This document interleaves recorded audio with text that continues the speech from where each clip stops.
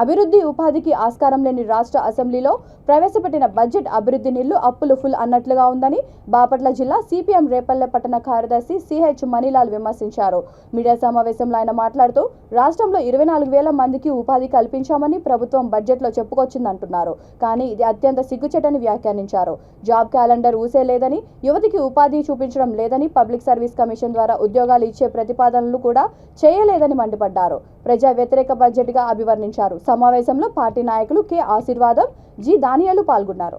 రాష్ట్ర ప్రభుత్వం 2023-24 బడ్జెట్ ప్రతిపాదనలో బడ్జెట్కి సంబంధించిన దాంట్లో రాష్ట్ర అభివృద్ధికి సంబంధించిన దాంట్లో పెద్ద ఎత్తున లెక్కల్లో 2,79,000 కోట్ల రూపాయలు బడ్జెట్ పెట్టినప్పటికీ అభివృద్ధికి మాత్రం నిధులు కేటాయించింది అత్యంత తక్కువ శాతం. వీటిల్లో కేవలం 30,000 కోట్లు మాత్రమే రాష్ట్ర అభివృద్ధి కోసం కేటాయిస్తున్నటువంటి, మిగిలినటువంటి సంక్షేమ పథకాల కోసం పెద్ద మొత్తంలో డబ్బులు పంపిణీ కోసం మేము బడ్జెట్ కేటాయించని చెప్తా ఉంది. కానీ రాష్ట్రానికి సంబంధించిన అవసరాలు ఏవైతున్నాయో ఇప్పటికే పోలవరం 79% పూర్తయిందన్నారు. పోలవరానికి సంబంధించి కానీ లేదు ఉత్తరాంధ్ర వెనకబడిన ప్రాంతానికి సంబంధించి కొన్ని ప్రాజెక్టులకు సంబంధించి ఒక్కొక్క ప్రాంతానికి సంబంధించిన దాంట్లో 100 నుంచి 150 కోట్లు కేటాయిస్తే ప్రాజెక్టులు పూర్తయ్యే పరిస్థితి ఉంటుంది. వాటికి సంబంధించినటువంటి నిధులు లేవు. అట్లనే మొత్తం కేటాయింపులకు సంబంధించిన దాంట్లో రాష్ట్ర ప్రభుత్వ ఉద్యోగులకు సంబంధించిన దీర్ఘకాలిక సమస్యలు ఓపీఎస్కి సంబంధించి కానీ లేదు రాష్ట్ర ప్రభుత్వ బకాయిలకు సంబంధించి కానీ లేదు వివిధ రంగాల్లో పనిచేస్తున్న కార్మిక వర్గ వేతనాలకు సంబంధించి కానీ వీటన్నిటి కేటాయింపులు చేస్తున్న పరిస్థితి లేదు. అట్లానే ఈరోజు రాష్ట్ర ప్రభుత్వం సంవత్సరానికి 28,000 కోట్ల రూపాయలని అప్పులకు వడ్డీలు కట్టాల్సిన పరిస్థితి ఈ బడ్జెట్లో.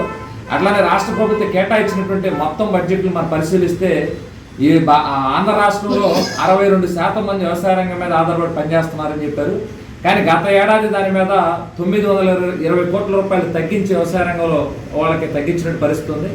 అట్లానే ఈరోజు రాష్ట్ర ప్రభుత్వం దళిత వాడలు సప్లాన్ చట్ట ప్రకారం ఎస్సీ ఎస్టీలకు ఆ ప్రాంతాల్లో వాళ్ళ అభివృద్ధి కోసం ఖర్చు చేసిన నిధులను కూడా బీసీలు కానీ దళితులు కానీ వీళ్ళకి సంబంధించినటువంటి నిధుల్ని ప్రభుత్వ పథకాల్లో మేము డబ్బులు పంపిణీ చేస్తామని చెప్తున్నారు. కానీ దళితులు బీసీలు వీళ్ళ అభివృద్ధి కోసం, వాళ్ళ గ్రామాల్లో అభివృద్ధి కోసం, వాళ్ళ ఆర్థికంగా ప్రోత్సహించిన దానికోసం బడ్జెట్లో కేటాయింపులు లేవు.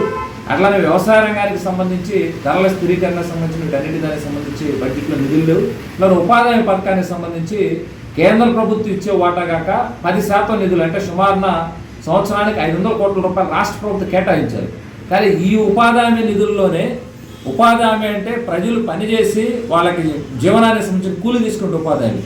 ఈ నిధులను ప్రత్యేకంగా మళ్ళీ 30% నిధుల్ని ఈరోజు ఇళ్ల పథకాలు జగనన్న కాలనీ పెరుగుతున్న ఇళ్ల పథకాలకి ఒక్కొక్క ఇంటికి 30,000 రూపాయలు ఉపాధి పథకం కింద సామాగ్రి ఇస్తాం మొదటి పెడతామని చెప్పేసి వీటిని డైవర్ట్ చేసిన పరిస్థితి ఉంది.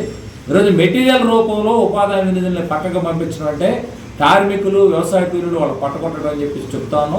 ఈరోజు విద్య, వైద్యము అట్లానే వ్యవసాయ రంగానికి సంబంధించిన ప్రాజెక్టులు వీటన్నిటికి సంబంధించి గ్రామీణ ప్రాంతాల అభివృద్ధికి వీటన్నిటికి సంబంధించిన దాంట్లో బడ్జెట్లో కేటాయింపులు లేవు.